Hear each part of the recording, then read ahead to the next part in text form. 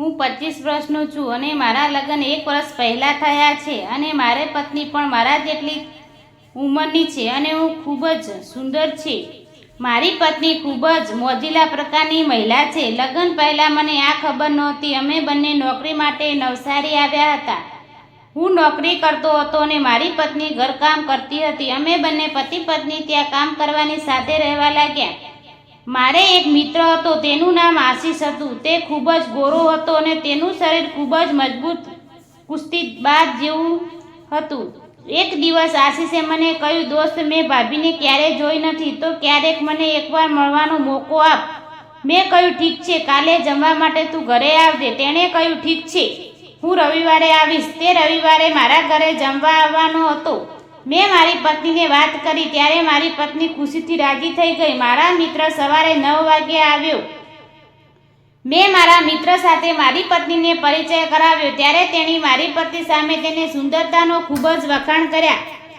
તેણે દરેક વખાણ સાંભળવાની મારી પત્નીને મારા મિત્ર ખૂબ જ ગમ્યો અને તેણે લાઈક કરવાનું શરૂ કર્યું. અમે ત્રણે સાથે ડિનર કર્યું અને તેના કામ માટે રસોડામાં ગઈ. અમે બંને વાતો કરી રહ્યા હતા ત્યારે મને ઓફિસથી ફોન આવ્યો. મારે મારા કોમ્પ્યુટર ઉપર કોઈ અગત્યનું કામ માટે જવાનું થયું અને મારી ઓનલાઈન મીટિંગ હતી જે 2 કલાક સુધી ચાલવાની હતી. મેં આશીષને કહ્યું, હું મારી ઓફિસનું કામ બાજુના રૂમમાં કરું છું. તું અને તારી પત્ની, તારી ભાભી વાતો કરો. હું બાજુના રૂમમાં આવ્યો અને મારું કામ કરવા લાગ્યો. થોડા સમય પછી મારી મીટિંગ સમાપ્ત થઈ ગઈ અને પછી મને લાગ્યું કે આશીષ કંટાળતો નથી ને ગયો ને લાવને જઈને જોવું લેવું. મારો મોબાઈલ લઈને હું રૂમની બહાર ગેલેરીમાં આવ્યો અને પોસ્ટ જોવા લાગ્યો. પછી મેં બાજુના રૂમમાંથી મારી પત્નીને આશીષના હસવાનો અવાજ સાંભળ્યો. મારું ધ્યાન મારા મોબાઈલ પરથી તેને વચ્ચેની વાતચીત તરફ ગયું હતું. તેનો શબ્દો સાંભળવા રૂમની બહાર બારી પાસે સંતાઈને ઊભો રહ્યો. હવે ત્યારથી બધું દેખાય અને સંભળાતું અને બંને વચ્ચે મસ્તીની વાતો ચાલી રહી હતી. મારી પત્ની આશીષને કહ્યું, આશીષ, તે હજી લગ્ન કેમ નથી કર્યા? આશીષે કહ્યું, મને તમારા જેવી છોકરી નથી મળતી. તે બોલી, અરે, તમે મારા જેવી સુંદર છોકરી મળશે, પણ તમને મારા જેવી કેમ જોઈએ છે? આશીષ કહેવા લાગ્યો, ભાભી, તમે એટલા સુંદર છો કે હું તમારા પ્રેમમાં પડી ગયો. તે શરમાઈને બોલી, ઓહો, ખરેખર? આશીષ મોકો જોઈને ચોક્કો માર. તે બોલી, પ્લીઝ મને કહો કે તમને મારામાં શું ગમ્યું? આશીષ કહેવા લાગ્યો, તમારો બાંધો બહુ સરસ છે. તે બોલી, તમને મારા બાંધામાં સૌથી વધુ શું ગમ્યું? ત્યારે આશીષે કહ્યું, ભાભી, હું તમને ચોખ્ખું કહી દઉં.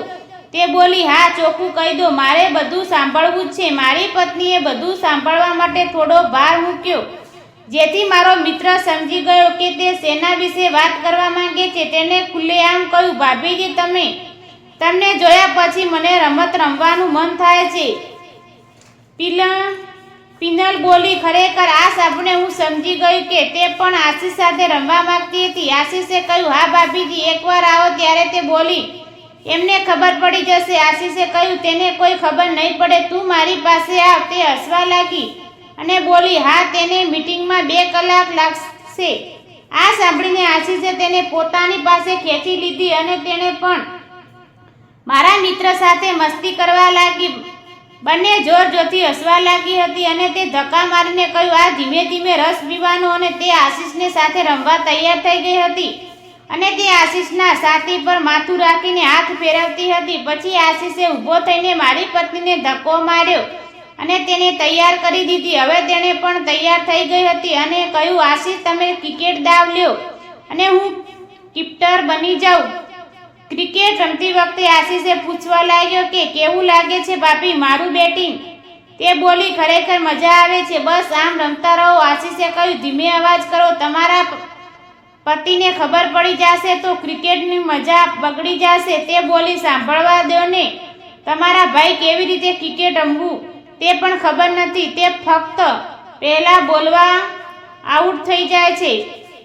અને એ જ રીતે મારા મિત્ર આશીષ પણ મારી પત્નીને બોલિંગથી પહેલા બોલ આઉટ થઈ પછી તે બેટિંગ કરવા લાગી હતી, પણ તે હવે થાકી ગઈ હતી. તેનું શરીર કડક થવા લાગ્યું હતું. તે ખૂબ જ ઝડપથી ક્રિકેટ રમવા લાગી અને લાસ્ટ બોલમાં તે આઉટ થઈ ગઈ. અને તેણે પાણીની બોટલ પીવા લાગી. હવે આશીષ રોજ મારા ઘરે આવતો અને રમવા. મારી પત્ની હવે મારી સાથે રમતી નથી.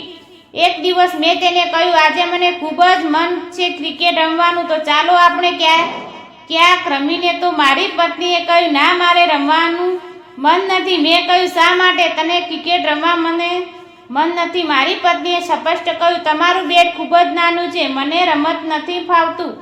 મેં કહ્યું, તો કોનું બેટ મોટું છે? તે મારી સામે જોઈને ચૂપ થઈ ગઈ. મેં કહ્યું, આશીષ પાસે મોટું બેટ છે ને? એટલે તેણે પણ કહ્યું, હા, તેની પાસે મજબૂત અને સારું છે, તેનાથી ક્રિકેટ રમવાની મજા આવે છે. હવે જ્યારે આ વાત જાહેર થઈ ગઈ હતી ત્યારે તેના મનમાંથી ભય દૂર થઈ ગયો હતો કે એક દિવસ આશી અને તેના મિત્ર નાઇટ ટૂર્નામેન્ટ રમવા આવ્યા હતા અને બીજે દિવસે તો એક ભિખારી હારે પણ ક્રિકેટ રમી હતી. આ બધાની સાથે કેવી રીતે રમી હતી તે જાણવા માટે તમારે બીજા ભાગની રાહ જોવી પડશે. પૂરો જોવા બદલે આપ સૌ મિત્રોનો ખૂબ ખૂબ આભાર. ધન્યવાદ.